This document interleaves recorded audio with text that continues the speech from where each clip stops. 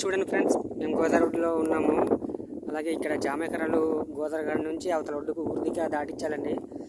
అందుకని మిమ్మల్ని వీడియో చేసి చూపిస్తున్నాను. చూడండి ఫ్రెండ్స్, ఈ జామేకర్రలు అన్నీ తొక్క తీసినాయి. ఇది మొత్తం గోదావరి.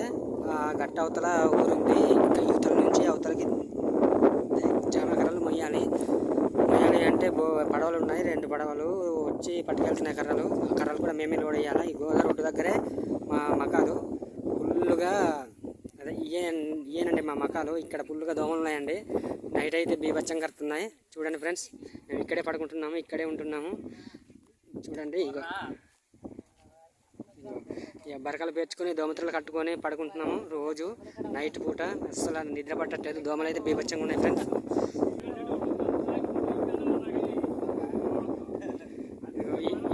ఇది అయితే మాదండి, ఇది మేము పడుకునేది బడ్డీ.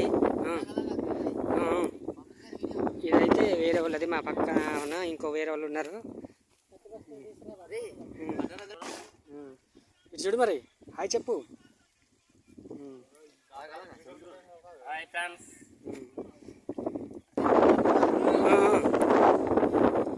చూడండి ఫ్రెండ్స్,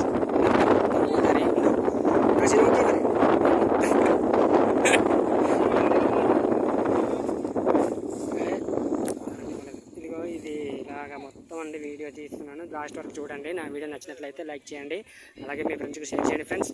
ఇదిగో ఇక్కడ ఈ పందిరిలో, అదే వాళ్ళు పడుకునే పందిరి అనేది. ఇక్కడ మేస్త్రి పడుకుంటాడు. మేస్త్రి వాళ్ళ అబ్బాయి పడుకుంటాడు ఇక్కడ. ఇది కొప్పలకోట అబ్బాయిలు అండి వీళ్ళు.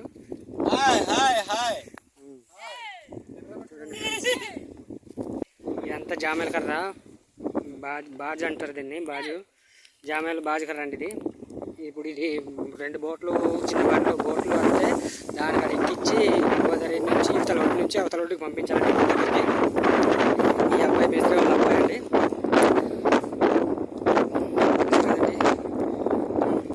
అదే పరమ తిండిపోతూ మొహం అండి ఇది.